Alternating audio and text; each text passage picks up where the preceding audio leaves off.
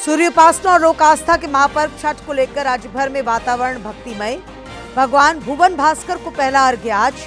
घाटों पर व्रतियों की सुविधा और सुरक्षा के लिए खास प्रबंध। विधानसभा चुनाव को लेकर प्रचार जारी। मुख्यमंत्री हेमंत सोरेन और कल्पना सोरेन ने इंडी गठबंधन के लिए मांगा वोट। चंपाई सोरेन ने सीएम के आदिवासी हितैषी होने को बताया दिखावा।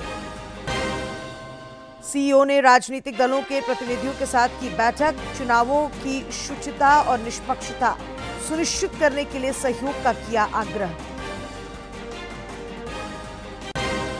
और विधानसभा चुनाव को लेकर पुलिस की ताबड़तोड़ कार्रवाई जारी। जमशेदपुर में अपराध की योजना बनाते 4 अपराधी हथियार समेत गिरफ्तार। जामताड़ा से 2 साइबर अपराधी भी पकड़ा।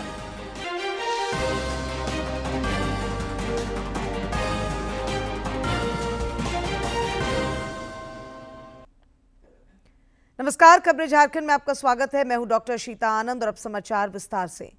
झारखंड और बिहार समेत देश भर में सूर्य उपासना और लोक आस्था के महापर्व छठ को लेकर वातावरण भक्तिमय बना हुआ है। व्रती और श्रद्धालु आज भगवान भुवन भास्कर को पहला अर्घ्य अर्पित करेंगे। छठ घाटों पर श्रद्धालुओं की सुविधा और सुरक्षा को लेकर व्यापक प्रबंध किए गए हैं। लोक आस्था का महापर्व छठ पर्व का आज तीसरा दिन है। छठ पूजा के तीसरे दिन व्रती पूरे समय निर्जला व्रत रखते हैं। शाम के समय में जब सूर्य देव अस्त हो रहे होते हैं तो उस वक्त उनको अर्घ्य देकर छठी मैया की पूजा की जाती है। इसे छठ पूजा का संध्या अर्घ्य कहा जाता है। व्रती जल में खड़े होकर सूर्य देव को जल अर्पित करते हैं। इस दौरान बांस के सूप में प्रसाद फल आदि रखकर अर्घ्य दिया जाता है। सूर्य को अर्घ्य देने से माना जाता है कि मानसिक शांति, प्रगति और समृद्धि का आशीर्वाद प्राप्त होता है।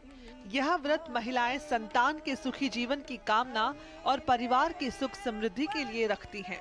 इसके बाद अंतिम दिन यानी आज नवंबर की सुबह को उगते सूर्य को अर्घ्य देकर छठ पूजा का समापन होगा। उगते सूर्य को अर्घ्य देने से व्रती अपने परिवार के लिए दीर्घायु, स्वास्थ्य और समृद्धि का आशीर्वाद मांगती है। छठ पर्व की शुरुआत नहाए खाए के साथ मंगलवार को हुई थी। छठ के पहले दिन को नहाए खाए कहा जाता है। इस दिन व्रती महिलाएं सुबह उठकर स्नान करती हैं और सात्विक भोजन करती हैं। पंचांग के अनुसार हर साल कार्तिक माह के शुक्ल पक्ष की चतुर्थी तिथि को नहाए खाए मनाया जाता है। वहीं दूसरे दिन बुधवार को खरना मनाया गया। इसमें रोटी, गुड़ की खीर और फल का भोग लगाया जाता है। इसे छठ का महाप्रसाद कहा जाता है। खरना वाले दिन भगवान का विशेष प्रसाद व्रती ही तैयार करती हैं और शाम के समय भगवान को अर्पित करने के बाद इस प्रसाद को ग्रहण किया जाता है। इसके बाद अंतिम दिन यानी आज नवंबर की सुबह को उगते सूर्य को अर्घ्य देकर छठ पूजा का समापन होगा। उगते सूर्य को अर्घ्य देने से व्रती अपने परिवार के लिए दीर्घायु, स्वास्थ्य और समृद्धि का आशीर्वाद मांगती हैं। छठ पर्व का हर दिन खास नक्षत्रों के योग में मनाए जाने के कारण इसका धार्मिक महत्व और भी बढ़ जाता है। छठ पूजा हिंदू धर्म का बेहद महत्वपूर्ण पर्व माना जाता है, जो सादगी, पवित्रता और सूर्य देव की पूजा के लिए जाना जाता है। Bureau report, DD news. राज्य भर में 4 दिवसीय छठ महापर्व को लेकर श्रद्धालुओं द्वारा विभिन्न अनुष्ठान संपन्न किए जा रहे हैं।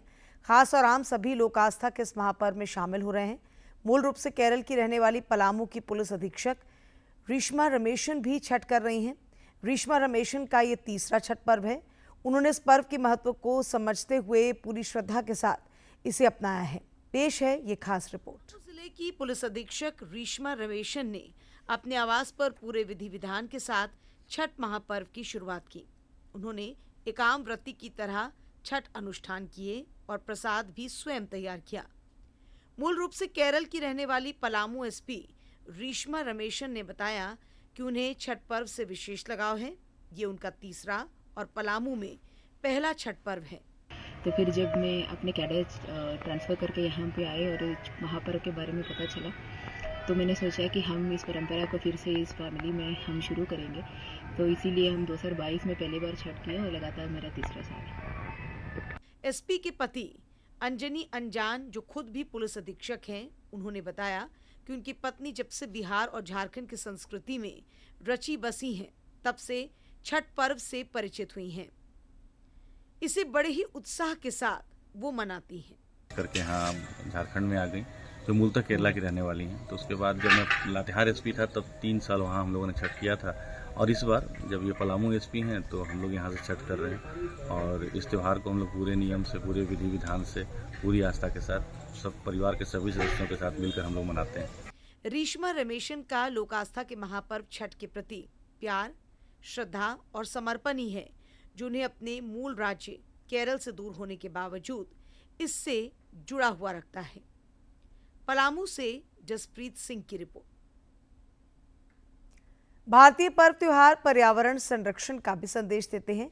छठ महापर्व के बहाने नदियों और जलाशयों की स्वच्छता हो जाती है। नेम निष्ठा का ये महापर्व शुद्धता और पवित्रता का भी प्रतीक है। छठ के पकवान और प्रसाद शुद्धता के साथ तैयार किए जाते हैं। व्रती इसे खुद नहाए खाए के बाद तैयार करते हैं।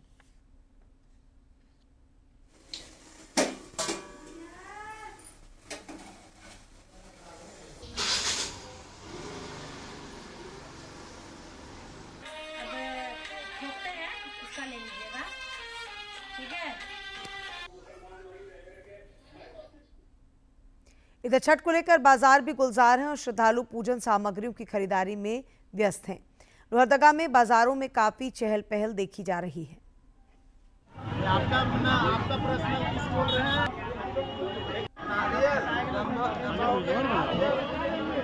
छोटा ठीक है।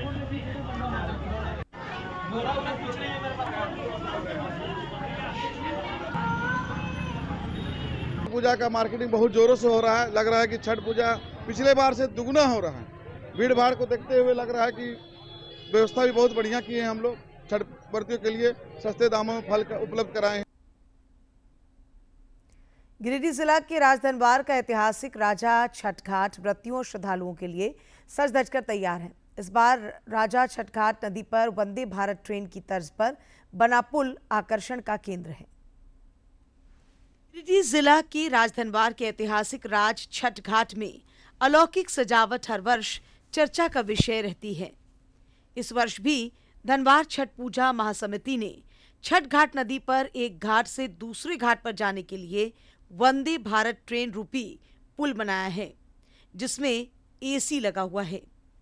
इसके अलावा दक्षिण भारत के मंदिरों की तर्ज पर बना भव्य सूर्य मंदिर, तोरण द्वार तथा राज परिवार आवास के पास रावण की लंका, जिसमें पूरी रामायण को दर्शाया गया है, आकर्षण का केंद्र है। राजधनवार की जनता, अगल बगल के लोग, सबका सपोर्ट रहता है। ऐसा नहीं है, इसमें आज से नहीं, शुरू से सपोर्ट रहा है। भैया आपके बगल में है, ये भी ऐसा नहीं कि आज ये मैंने चुनाव ये हो रहा है तब कर रहे हैं, मतलब ये भी हमेशा किए हैं। तो ये क्या है ना, खाली एक आदमी से नहीं बनता है, ये सबके समाज से, सबके सहयोग से बनता है। अगल बगल की जनता सब लोग सहयोग करती है, बाजार के भी लोग करते हैं, प्लस प्रशासन का अद्भुत सहयोग रहता है। इस भगवान छठ माँ सबको मैंने एकदम दिल से आकर के यहाँ पर आशीर्वाद मांगे। राजधनवार के ऐतिहासिक राज छठ घाट की लाइटिंग गेट, साज सज्जा सहित अन्य कलाकृतियों को देखने के लिए अभी से ही लोगों की भीड़ उमड़ने लगी है।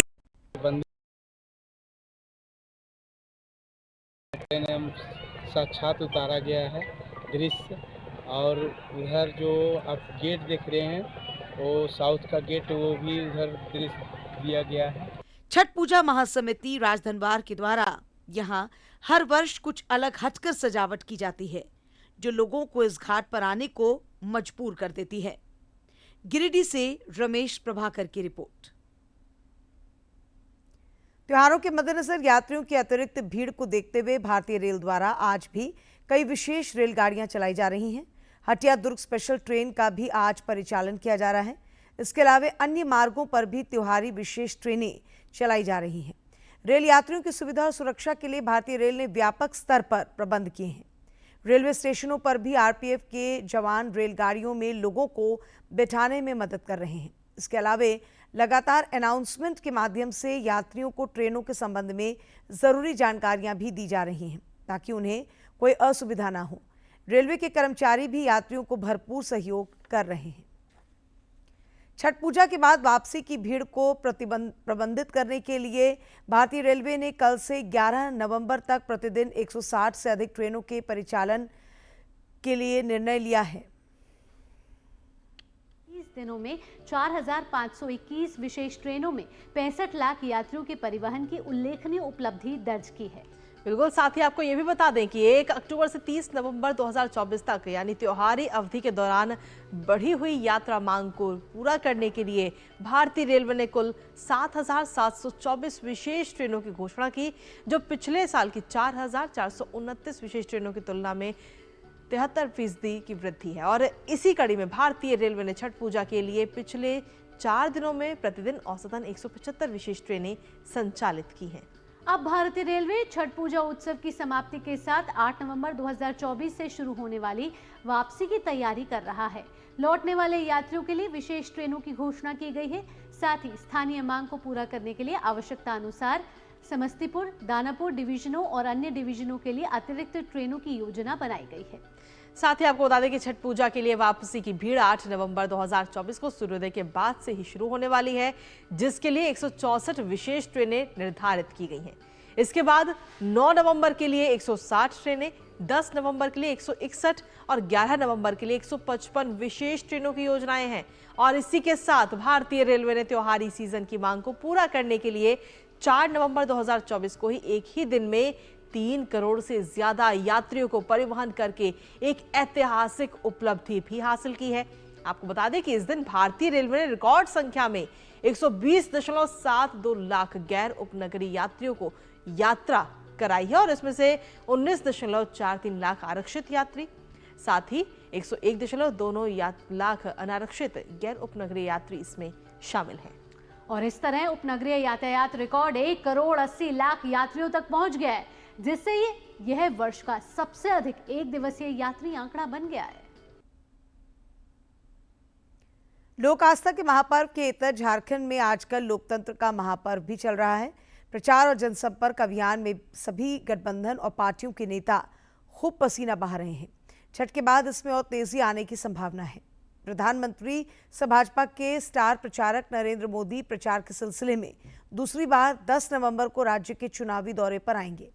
वे रांची और चंदनक्यारी में एनडीए प्रत्याशियों के पक्ष में चुनावी सभा को संबोधित करेंगे। केंद्रीय गृह मंत्री अमित शाह का भी 9 नवंबर को चुनावी सभा प्रस्तावित है। कांग्रेस के राष्ट्रीय अध्यक्ष मल्लिकार्जुन खड़गे के बाद अब पार्टी के वरिष्ठ नेता राहुल गांधी भी झारखंड में प्रचार की कमान संभालेंगे। उनकी कल और परसों चुनावी सभा प्रस्तावित है। 11 नवंबर को पार्टी के राष्ट्रीय अध्यक्ष एक बार फिर झारखंड आ सकते हैं। विधानसभा चुनाव को लेकर एनडीए और इंडी गठबंधन के नेता प्रत्याशियों के पक्ष में माहौल बनाने में जुटे हैं, ताकि 24 की चुनौती में सफल हो सकें।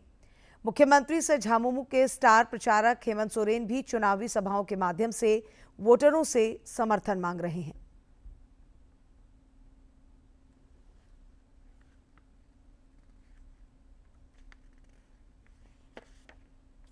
डेगा में इंडी गठबंधन के पक्ष में जनसभा को संबोधित करते हुए राज्य सरकार की उपलब्धियां गिनाई और एनडीए पर जमकर निशाना साधा। सारी चीजें सजग के तहत रोकने में लगे।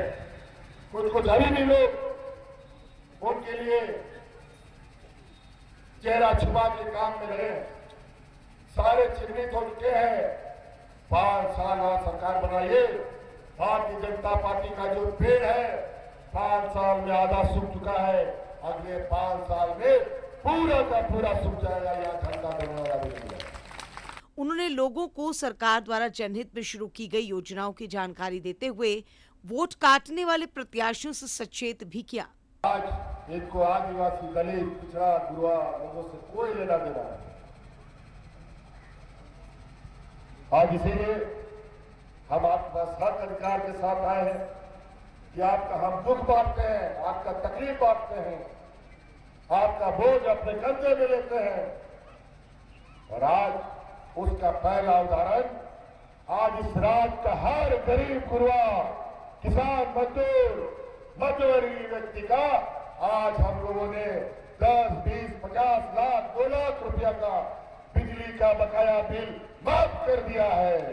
इधर झामुमो नेत्री कल्पना सोरेन ने खूंटी के कर्रा में चुनावी सभा को संबोधित किया और इंडी गठबंधन के लिए वोट मांगे।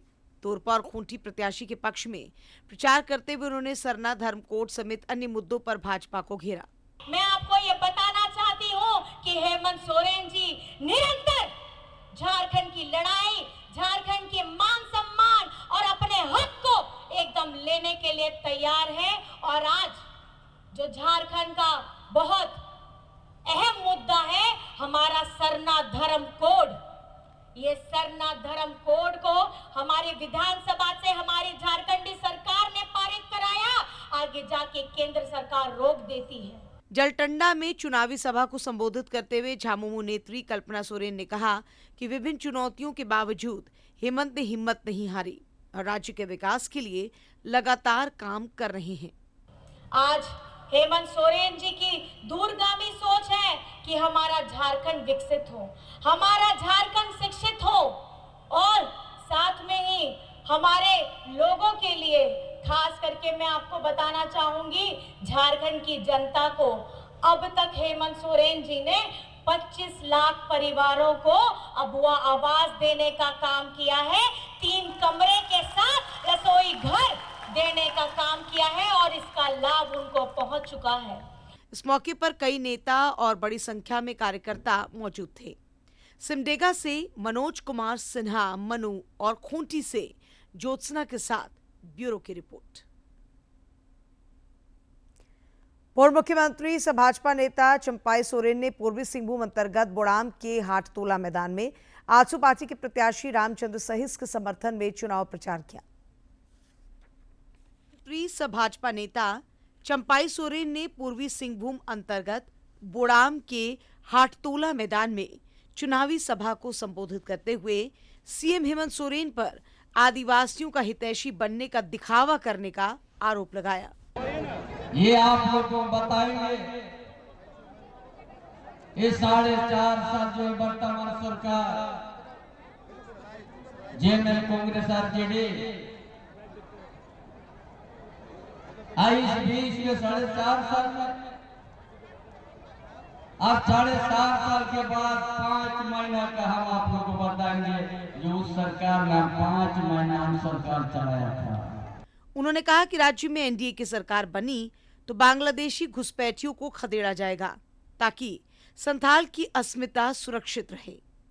श्री सोरेन ने आरोप लगाया कि झामुमो कांग्रेस के इशारे पर काम कर रहा है।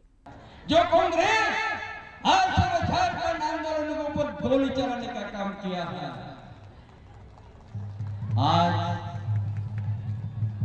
अजीत धनंजय महतो किसका राज में उन लोगों के ऊपर गोली चला, ये कांग्रेस सरकार सब किरुकोचा में किसका राज में चला, कांग्रेस सरकार। गोवा गोली का कांग्रेस सरकार। सत्ता परिवर्तन का आह्वान करते हुए उन्होंने वोटरों से एनडीए प्रत्याशी रामचंद्र सहिस को जिताने की अपील की। जमशेदपुर से राजेश कुमार लालदास की रिपोर्ट। कांग्रेस के प्रदेश प्रभारी गुलाम अहमद मीर ने विधानसभा चुनाव में पार्टी प्रत्याशियों के बेहतर प्रदर्शन का भरोसा जताया है। लोहरदगा में पार्टी नेता राहुल गांधी के प्रस्तावित कार्यक्रम की तैयारियों का जायजा लेने पहुंचे। प्रदेश प्रभारी ने कहा कि कांग्रेस पूरे दमखम के साथ चुनावी मैदान में है।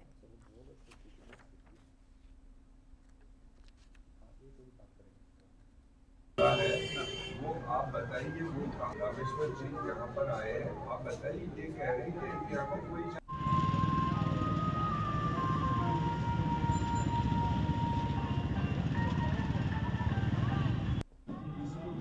सारे लोगों ने जो मैनेजमेंट कमेटी यहाँ पर है, जो ऑर्गेनाइजेशनल इंचार्जेस है, उन सब को कम्युनिकेटेड है और मुझे लगता है लोहरदगा ने हमेशा नेहरू गांधी परिवार को हमेशा प्यार दिया है और आज तो ज़्यादा ज़रूरत है और आज जितना वो चाहते होंगे उससे भी ज़्यादा बेहतर तरीके से वो रिस्पॉन्ड करेंगे और राहुल गांधी जी फ्राइडे को 2 बजे यहाँ पर संबोधित करेंगे।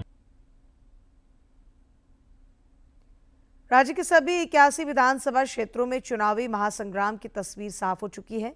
आइए जमशेदपुर पश्चिम के चुनावी समर को इस रिपोर्ट के माध्यम से समझते हैं। जमाने में झारखंड में बीजेपी के वरिष्ठ नेता रहे सरयू राय इस बार सहयोगी दल जनता दल यूनाइटेड के टिकट पर अपने पुराने जमशेदपुर पश्चिम सीट से मैदान में हैं। पिछले चुनाव में निर्दलीय खड़ा होकर सरयू राय जमशेदपुर पूर्वी सीट से उस समय के मुख्यमंत्री रघुवर दास को हरा चुके हैं। सरयू राय अपने प्रतिद्वंदी बन्ना गुप्ता पर निशाना साधते हुए कहते हैं कि कांग्रेस प्रत्याशी ने पिछले 5 सालों में सिर्फ अपना विकास किया, क्षेत्र का नहीं। कहने के लिए यहाँ MGM अस्पताल है, मेडिकल कॉलेज भी है, मगर जितनी बुरी हालत में ये अस्पताल है उसका अंदाज़ा कोई नहीं लगा सकता है। हमारे जो प्रतिद्वंदी हैं ये स्वास्थ्य मंत्री हैं अभी, मगर स्वास्थ्य के क्षेत्र में इन्होंने अस्पताल की दुर्दशा कर दी है। वहीं राय के सामने सीट बचाने की चुनौती कांग्रेस के मंत्री बन्ना गुप्ता पर है, जो पूर्व में एक बार कांग्रेस प्रत्याशी के रूप में सरयू राय को हरा चुके हैं और 2 बार उनके सामने हार का भी मुंह देखना पड़ा है। इस बार बन्ना को इस विधानसभा के समीकरण के अलावा अपने काम का सहारा है। 434 करोड़ रुपया से साक्षी में सुपर स्पेशलिस्ट हॉस्पिटल जो है वो बन रहा है। हम जो है लगातार विकास के मार्गों को प्रशस्त करने के लिए युद्ध स्तर पर लोक कल्याण के लिए रोड, नाली, सड़कें बढ़ रही है। इस इस्पात नगरी में तमाम सुविधाएं होने के बावजूद कुछ मूलभूत सुविधाएं हैं जिससे यहाँ की जनता महरूम है। हमारे यहाँ पानी का बहुत ही सुविधा कम है। पानी का ज्यादा समस्या है, थोड़ा बहुत बिजली का है। कंपनी क्षेत्र को यदि आप छोड़ दें तो बाद बाकी सारे जगहों पर पानी की भीषण समस्या है। झारखंड में चुनावी प्रचार के दौरान विभिन्न दल यहाँ की कला, संस्कृति, गीत, नृत्य आदि विधाओं का सहारा लेकर जनता से अपना आशीर्वाद मांग रहे हैं। जमशेदपुर, जिसका दूसरा नाम टाटा नगर भी है, जो भारत के प्रमुख औद्योगिक शहरों में से एक है। जमशेदपुर की स्थापना को पारसी व्यवसायी जमशेद जी नौशरवान जी टाटा के नाम से जोड़ा जाता है। 1907 में Tata iron and steel company की स्थापना से इस शहर की बुनियाद पड़ी। अभी ये शहर चुनावी रंग में रंगा है, जिसका गवाह राज्य की VIP सीटों में से एक जमशेदपुर वेस्ट पर भी नजर आ रहा है। जमशेदपुर पश्चिम विधानसभा सीट पर लड़ाई दिलचस्प है। यहाँ एक ओर राज्य के स्वास्थ्य मंत्री और कांग्रेस प्रत्याशी बन्ना गुप्ता चुनावी मैदान में हैं, तो दूसरी ओर राजनीति के चतुर खिलाड़ी और जदयू के प्रत्याशी सरयू राय चुनावी मैदान में है। हालांकि लड़ाई सीधी है, लेकिन कांग्रेस और भाजपा के बागी प्रत्याशी दोनों के मतों में सेंध लगा सकते हैं। कैमरामैन शिव सोन के साथ Kumar Alok, DD news, Jamshedpur waste. राज्य के मुख्य निर्वाचन पदाधिकारी के रवि कुमार ने रांची के धुर्वा स्थित निर्वाचन सदन में राजनीतिक दलों के साथ बैठक की। इस दौरान उन्होंने चुनाव की शुचिता और निष्पक्षता सुनिश्चित करने के लिए उनसे सहयोग का आग्रह किया। श्री कुमार ने राजनीतिक दलों से तथ्यात्मक आधार पर कोई गलत बयानबाजी नहीं करने की नसीहत भी दी। उन्होंने बताया कि वोटर टर्नआउट बढ़ाने के लिए विभिन्न स्तरों पर प्रयास किए जा रहे हैं। इस सिलसिले में मतदान कर्मियों को प्रशिक्षण भी दिया गया है। CEO ने बताया कि मतदान केंद्रों पर पीठासीन पदाधिकारियों की उपस्थिति में मतदान दिवस के दिन सवेरे 5:30 बजे से मॉक पोल की प्रक्रिया शुरू कर देंगे। लोकतंत्र के महापर्व में वोटरों की सहभागिता बढ़ाने के लिए राज्य में लगातार पहल हो रही है। जमशेदपुर में भी लोगों को मतदान के लिए लगातार प्रेरित किया जा रहा है। कलाकार भी अपनी कलात्मक पेंटिंग और रचनात्मकता से वोटिंग का संदेश दे रहे हैं। स्थानीय कलाकार विशेंद्र नारायण सिंह हर वर्ष स्वर्ण रेखा नदी छठ घाट पर छठ से संबंधित पेंटिंग बनाया करते हैं। इस बार उन्होंने लोकतंत्र के महापर्व के मद्देनजर मतदाताओं को जागरूक करने के लिए अपनी कला का इस्तेमाल किया है। छठी मैया को अर्घ्य के साथ ही उन्होंने लोगों से वोट देने की भी अपील की है।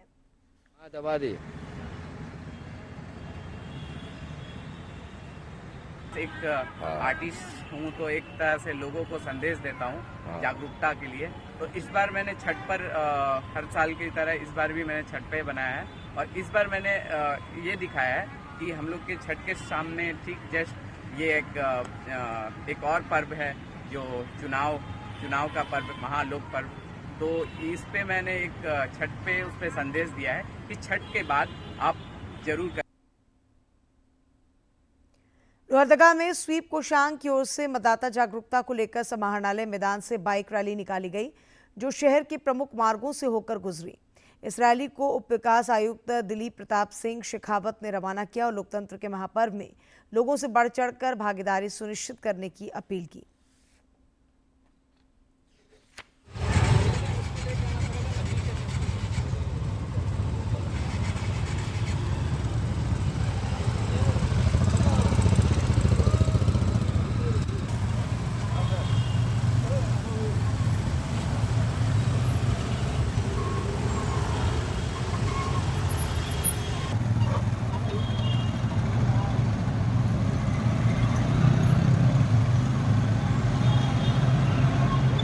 एक जिम्मेदार नागरिक बन के अपने मताधिकार का प्रयोग करें, एक जिम्मेदार सरकार को चुनें।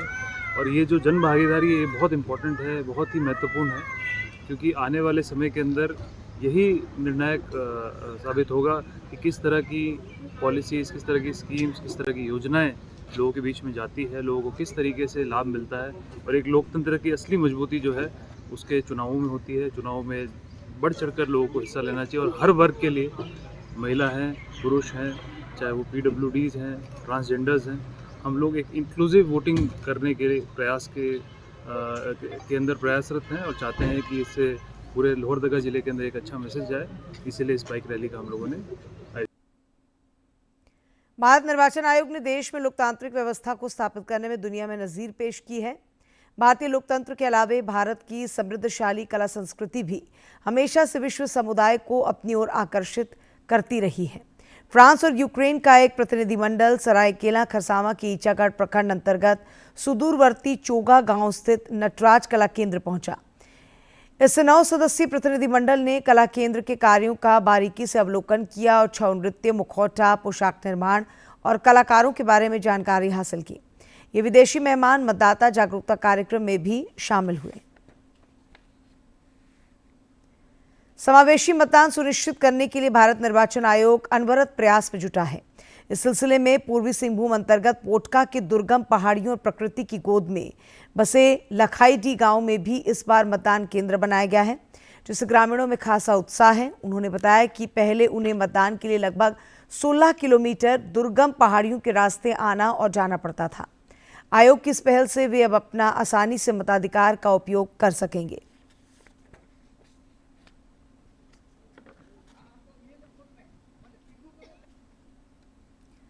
राष्ट्रीय स्वयं सेवक संघ RSS के सर संघ चालक मोहन भागवत चित्रकूट में कार्यक्रम को संबोधित करते हुए देशवासियों को विभाजनकारी शक्तियों से उन्होंने सचेत किया। परिवर्तन होता है तो दुनिया को उदाहरण मिलता है। आज भारत से आशा करने के लिए एक तरफ स्वार्थ के भय से उभरते भारत को दबाने की प्रयास हो रहा है, लेकिन वो सत्य को दबाने के प्रयास है। सत्य कभी दबता नहीं, सत्य कभी मरता। संसद का शीतकालीन सत्र 25 नवंबर से शुरू होगा और 20 दिसंबर तक चलेगा। राष्ट्रपति द्रौपदी मुर्मू ने इससे संबंधित प्रस्ताव को मंजूरी प्रदान कर दी है।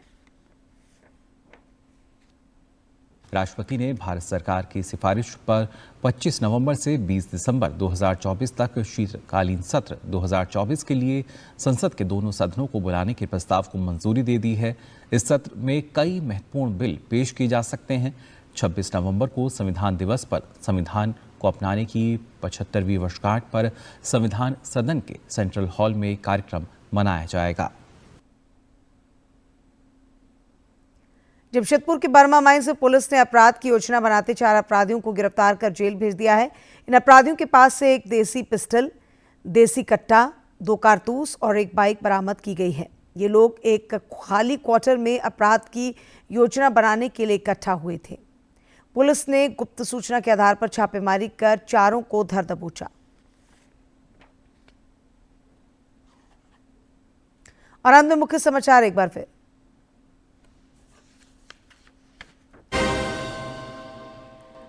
सूर्य उपासना और लोक आस्था के महापर्व छठ को लेकर राज्य भर में वातावरण भक्तिमय। भगवान भुवन भास्कर को पहला अर्घ्य आज। घाटों पर व्रतियों की सुविधा और सुरक्षा के लिए खास प्रबंध। विधानसभा चुनाव को लेकर प्रचार जारी। मुख्यमंत्री हेमंत सोरेन और कल्पना सोरेन ने इंडी गठबंधन के लिए मांगा वोट। चंपाई सोरेन ने सीएम के आदिवासी हितैषी होने को बताया दिखावा। सीईओ ने राजनीतिक दलों के प्रतिनिधियों के साथ की बैठक। चुनावों की शुचिता और निष्पक्षता सुनिश्चित करने के लिए सहयोग का किया आग्रह।